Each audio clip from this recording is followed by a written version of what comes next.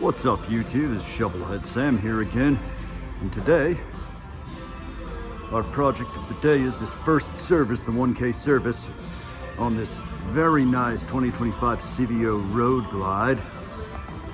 121, got those nice painted rocker covers. We go around to this side, and this one is basically stock for now. You can see that nice rose gold. I got the bags off just to do all my checks here. And we have the painted bags there with that fade.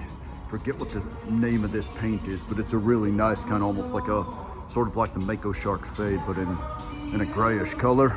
And obviously we got all of our oils and all of our fluids coming out of here. And since it's CVO, you know, you roll SIN 3 for that. And obviously you can see all of the new features right here. Behind it right here we have my 1980. So you can actually, it's kind of a cool contrast. You really see 45 years of difference between these two bikes right here. You know, there's 2025 and 1980. And of course this one, as you can see, one thing that I'm changing on it is that it's got the stock CVO Road Glide bars, but you get the ST model, and that comes with the 6-inch risers and the more drag, the lower rise bars along with the little nacelle cover. So those are gonna go on to here after I get it serviced on and get the bike back down on the ground. But this is it's a good example of what I do for a living every day. And you know, some would call it work. The way I see it is that I'm basically living the dream, playing with these machines and making my living based off of that, you know. So it's just as much of a lifestyle and a state of mind, I think, as it is a job, you know.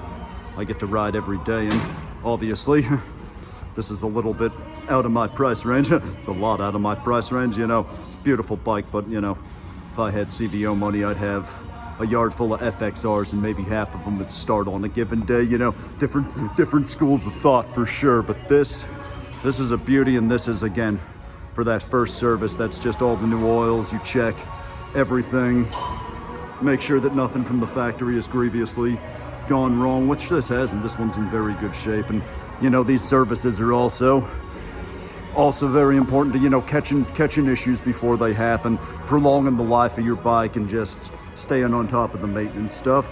You know, a lot of people do it themselves. Some people bring it into a shop like where we're at now, but at the end of the day, what matters is your bike runs good and rides good and you have a good time out there. And this one, once I get the work done to it and take it out for a little spin here later on today, this will be a very good time. So throttle up and have fun, and happy Monday.